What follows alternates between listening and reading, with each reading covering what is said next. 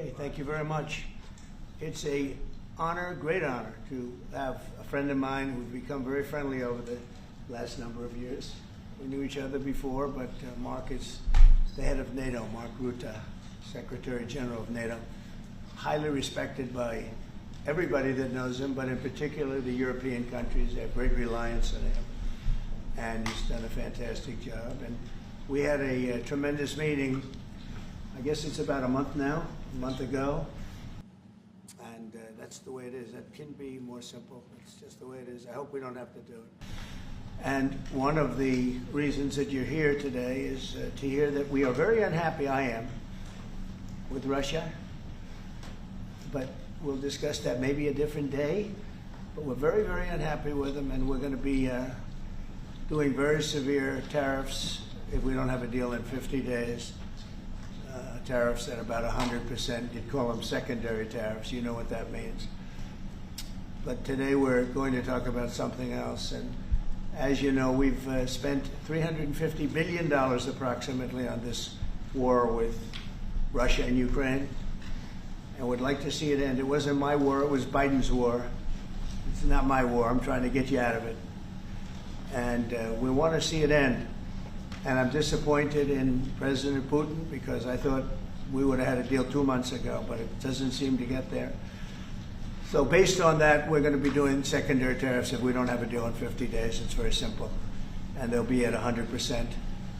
And that's the way it is. That can be more simple. It's just the way it is. I hope we don't have to do it. Which is more than $1 trillion a year, so they have a lot of money. And these are wealthy nations. And we make the best equipment, the best missiles, the best of everything. The European nations know that. And we've made a deal today, and I'm going to have Mark speak about it, but we've made a deal today where we are going to be sending them weapons and they're going to be paying for them. The United States will not be having any payment made. We're not buying it, but we will manufacture it and they're going to be paying for it.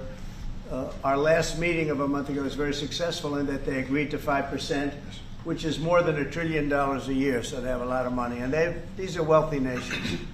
They have a lot of money, and they want to do it. They feel very strongly about it, and we feel strongly about it, too. But we're in for a lot of money, and we don't want to do it anymore, and we can't.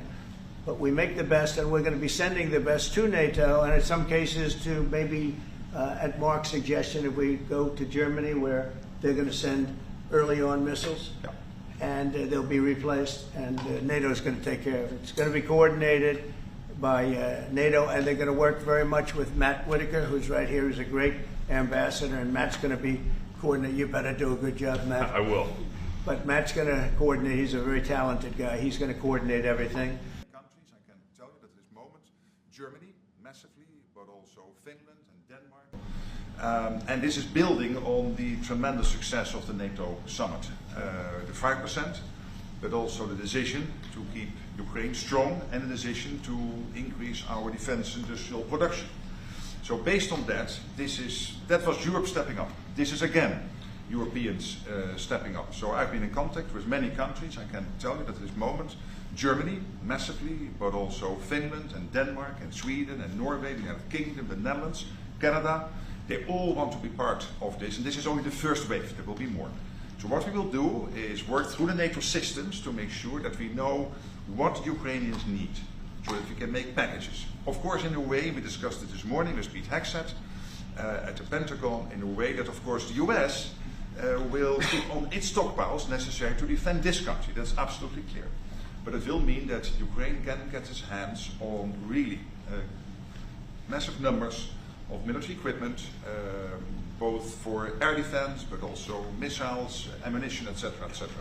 So if I was Vladimir Putin today and hear you speaking about what you were planning to do in 50 days and this announcement, I would reconsider whether I should not take negotiations about Ukraine more seriously than I was doing at the moment, if I was Vladimir Putin. But when I'm Ukraine, I think this is really great news for that. So I really want to thank you for that. And that means the Europeans paying for it.